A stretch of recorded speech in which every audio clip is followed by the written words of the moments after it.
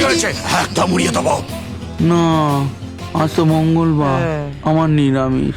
ওকে ছেড়ে দে, সোনার চেনটা নিয়ে নে। স্যার আপনি কখনো কাউকে মেরেছেন স্যার? তুই আমার নামখানা দেখিস নি? দুটো চা বল। এই, দু কাপ চা কড়া করে আমার আর স্যারের জন্য। বলে দিয়েছি স্যার। চয়ন পান্ডে আমার নাম। এক সময় আমি ছিলাম কলকাতার ত্রাস। লরি ড্রাইভাররা না আমাকে দেখে থরথর করে কাঁপতো। কেন স্যার? একটা লরি 200 টাকা। আর ওই গাড়ি বাইক? চলবল পান্ডে কোনোদিন কোনো ছোট কাজ করেনি, বুঝলি?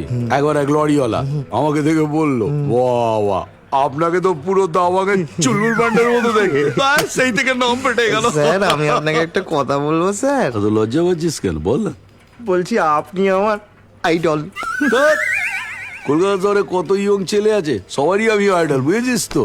ও সবাই ফাটি দি। সিগারেট আছে রে?